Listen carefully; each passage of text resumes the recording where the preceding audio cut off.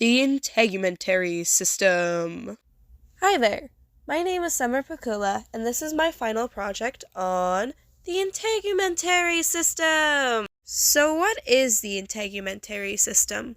Well, it's our skin, the largest organ on our body. The skin acts like a barrier from the outside world, which helps protect us from things like germs and bacteria. Our skin is made up of dead tissues called epithelial tissue, but more importantly, stratified squamous tissue. Now, there's three important layers to our skin: the epidermis, the dermal papillae, the dermis, and the hypodermis. Let's talk about each layer. First, we will start with the epidermis. The epidermis's job is to protect us from things like water, air, infections, chemicals, and UV radiation.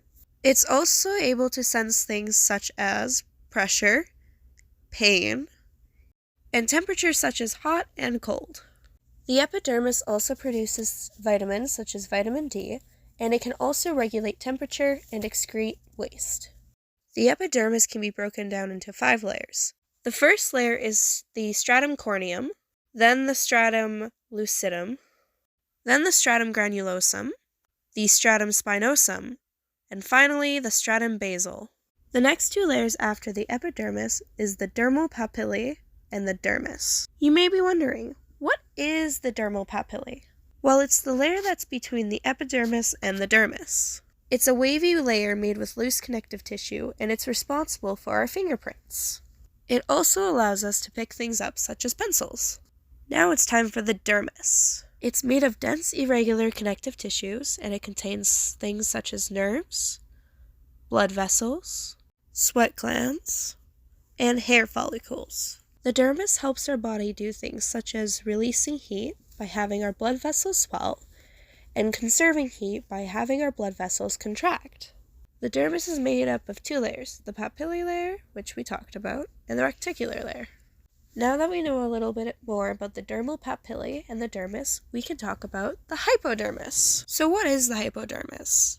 Well, it's not actually skin, but it does connect skin to bone.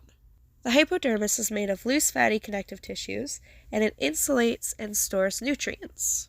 Now that we've learned about the different layers of the skin, let's talk about how our skin gets color.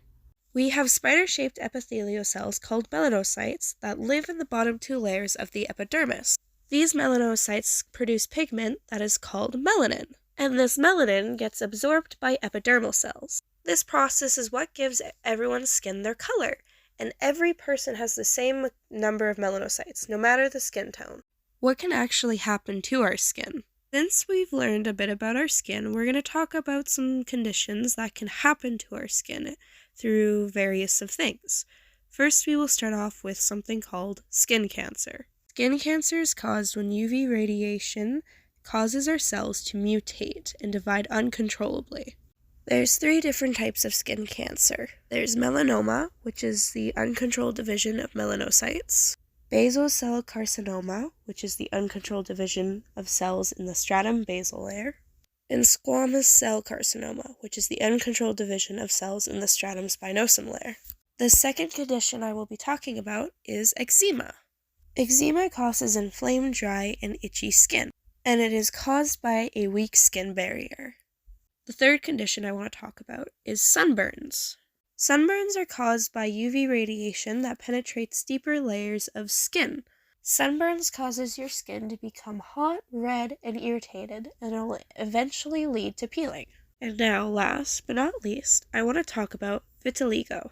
For my fellow classmates and teacher watching, I've talked about vitiligo in a separate project, which was a total disaster. But anyways, I wanted to add it into this project and quickly sum it up.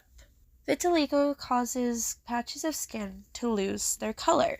This happens when melanocytes stop producing melanin, aka our pigment. Vitiligo doesn't cause any irritation or anything like that, but it does really change your appearance and it can affect one's self-esteem. These are just only some of the things that can affect your skin, but luckily most of them can be avoided if you work on taking care of your skin. It's actually really easy to take care of your skin, so let's discuss 5 ways that you can do so. 1. Keeping up on your hygiene, whether that's having a shower or a nice hot bubble bath. 2. Applying sunscreen before you go outside into the nice hot summer weather. 3.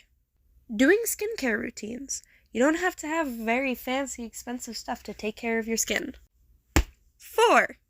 Avoid scrubbing and over-scrubbing. What you'll do is take off the top layer of skin and expose the rest of your layers to the harmful stuff outside.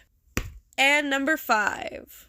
Avoid overexposure to the sun. So no, you can't have a staring contest with the sun. Just don't do it. Well, that wraps up my project. I apologize for the really rough voice. I'm currently sick and trying to fight off whatever has cursed my body. But anyways, thank you so much for watching and endearing my horrible sense of humor. Until next time, bye-bye!